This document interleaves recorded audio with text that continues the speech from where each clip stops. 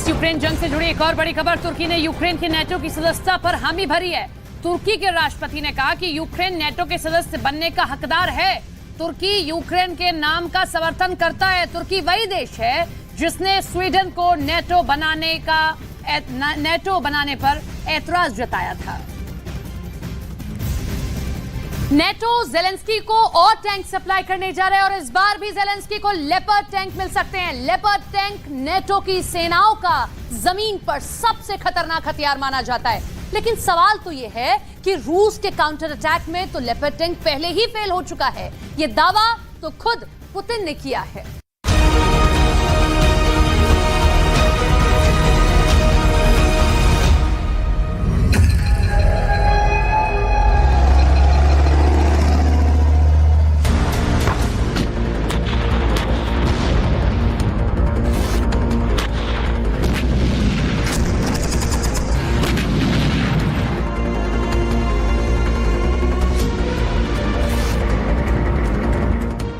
Leopard शिकार नहीं कर रहा, बल्कि खुद आसान शिकार साबित हो रहा है।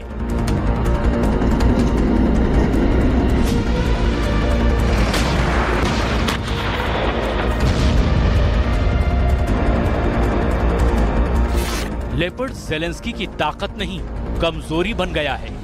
लेपर्ड पुतिन का दुश्मन नहीं, बल्कि आसान टारगेट साबित हुआ है।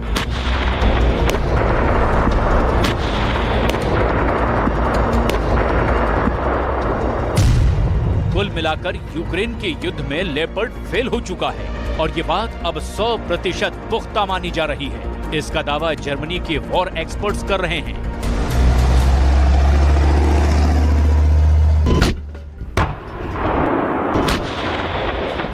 आखिर यूक्रेन के युद्ध में उतरने के चंद महीनों में ही नेटो का ये सबसे खतरनाक टैंक, जिस पर जर्मनी गर्व करता है, जिसका मुकाबला एब्रम्स जैसे टैंकों से किया जाता है,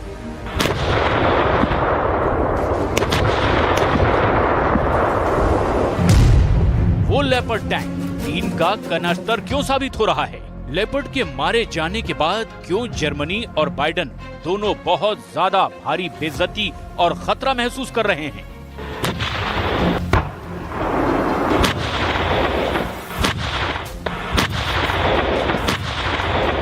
लेपर्ड टैंक की पोल जर्मनी के ही एक पूर्व कर्नल ने खोल दी है। उन्होंने क्या कहा है, उससे पहले देखिए कि रूस कैसे एक सस्ते ड्रोन से बहुत महंगे लेपर्ड टैंक का शिकार कर रहा है। रूस लेपर्ड टैंक के शिकार के लिए अपना लैंसर ड्रोन इस्तेमाल कर रहा है। इस ड्रोन की कीमत 28 लाख रुपए है, जबकि एक पुराने लेपर्ड टैंक की कीमत 40 से 50 करोड़ रुपए के बीच है। यानी पुतिन बहुत ही सस्ते में किए जा रहे हमले से लेपर्ड टैंक की लाश बिछा रहे हैं और इसी को लेकर जेलेंस्की बहुत ज्यादा दहशत में है।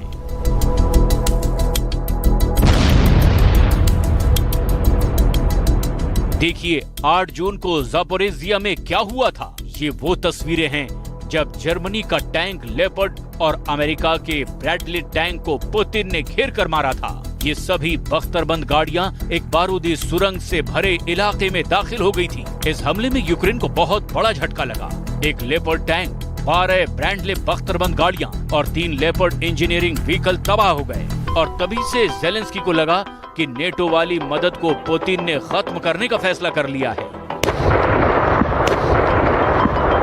Всего на сегодняшнюю ночь было 245 танков. И, как я сказал, 678 бронемашин разного типа. Конечно, там есть и леопарды, есть и французская колесная бронетехника, американские бронемашины. Все есть. Горят за милую душу. जर्मनी के war expert retired lieutenant colonel Jürgen Rose का मानना है कि यूक्रेन में जो लेपर्ड टैंक भेजे गए उनमें पुराने पार्ट्स यानी उपकरण लगे हुए हैं, उनमें आधुनिक सिस्टम नहीं लगाए गए। ऐसा इसीलिए किया गया ताकि अगर ये टैंक रूस के कब्जे में भी आ जाएं, तो रूस टैंक के बारे में ज्यादा जानकारी हासिल न कर सके।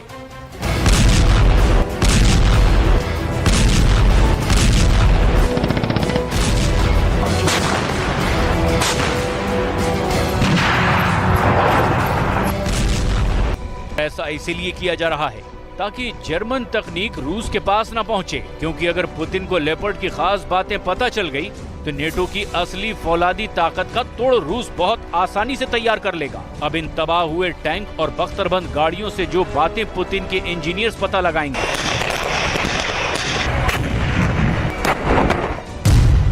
उसमें इनकी बख्तर की मोटाई का अंदाजा मिलेगा, इनके इंजन की खासियत पता चलेगी, इनके रेडियो कम्युनिकेशन सिस्टम की डिटेल पता चलेगी।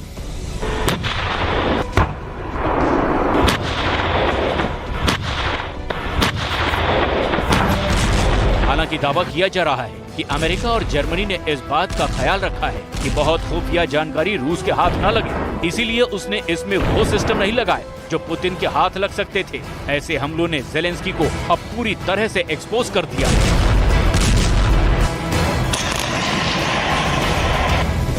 पुतिन कैसे ज़ेलेंस्की की आर्मी पर ड्रोन से ताबड़तोड़ हमले कर रहे हैं, इसके लिए 8 बहुत छोटी छोटी वीडियो क्लिप जारी किए गए। पहला वीडियो, ड्रोन एक एंटी माइन व्हीकल की तरफ बढ़ता है, इसे MRAP कहते हैं, ये तबाह हो जाता है। दूसरा वीडियो, ड्रोन एक और टारगेट की तरफ बढ़ता है, ये यूक्रेन की बख्तरबंद गाड़ी है, यहां भी धमाका होता है। तीसरे वीडियो में निशाना बनता है यूक्रेन का ट्रक, जिसमें गोला बारूद लदा है, और ये भी आसान टारगेट बनता है।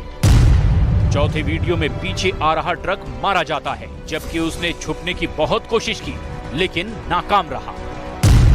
पुतिन के ड्रोन का 5वां शिकार बनती है एक कमांडर की गाड़ी, जो चलते हुए ट्रक के ठीक पीछे थी, और यहाँ भी बड़ा धमाका होता है। इसके बाद छठा टारगेट बनता है यूक्रेन का टैंक। ड्रोन हिट करने से पहले बहुत साफ साफ तस्वीर देखिए, ये यूक्रेन का T-72 टैंक है।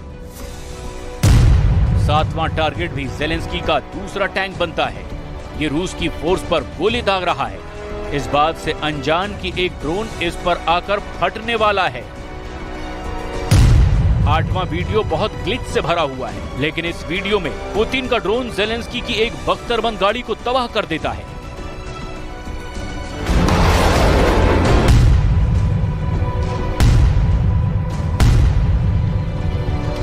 इस काउंटर अटैक में ज़ेलेंस्की को बहुत बड़े बड़े झटके लग रहे हैं। ये वीडियो सबूत है, और इसी लेकर दावा तो अब खुद पुतिन ने किया है कि ज़ेलेंस्की की फौज बहुत बुरी मौत मारी जा रही है। पुतिन ने जब ये बात बताई तो उनके तेवर देखने लायक थे।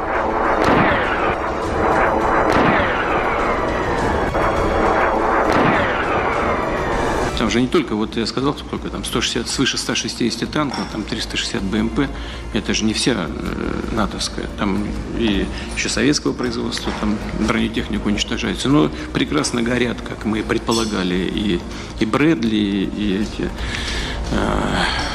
Леопарды, да. पुतिन लेपर्ड टैंक का नाम ले रहे हैं, पुतिन ब्रैडले फाइटिंग व्हीकल का नाम ले रहे हैं। ये दोनों बहुत ही खतरनाक हथियार ज़ेलेंस्की को नेटो से मिले हैं। ज़ेलेंस्की ने अपने काउंटर अटैक में बहुत बड़ा नुकसान देखा है।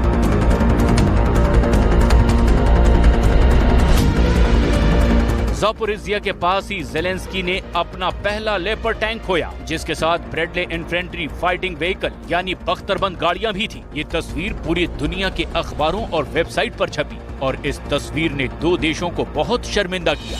पहला है जर्मनी, जिसके चांसलर ओलाफ शॉल्ज ने तस्वीर देखी तो उनको एहसास हो गया कि यूक्रेन को लेपर्ड टैंक देकर बहुत बड़ी गलती कर दी। दूसरा है अमेरिका, वहां के राष्ट्रपति जो बाइडेन ने जब ये तस्वीर देखी तो उनको भी पता चला कि पुतिन से दुश्मनी मोल लेने का मतलब क्या होता है। ये दोनों लीडर अब ज़ेलेंस्की के हाथों अपने हथियार देखकर पछता रहे होंगे। लेपर्ड और ब्रैडले, इन दोनों को रूस के ड्रोन ने कैसे खत्म किया, एक बार फिर जरा गौर से देखिए।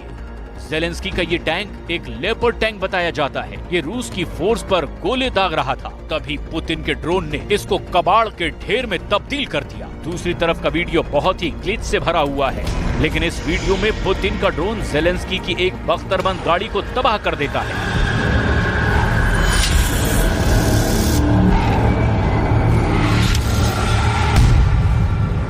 अब तक यूक्रेन के युद्ध के दौरान पूरी दुनिया की नजर पुतिन पर रही है। पुतिन बहुत कम बोलते हैं और जब बोलते हैं तो उस बात के कोई मायने होते हैं। वो ज़ेलेंस्की की तरह आए दिन सेल्फी वाला वीडियो नहीं बनाते, ऐसी बड़ी बड़ी बातें नहीं करते जिसकी पुष्टि करने वाला कोई ना हो या फिर जिसका कोई सबूत ही ना हो। इसीलिए पुतिन की बातों को बहुत गंभीरता से लिया जाता है। पुतिन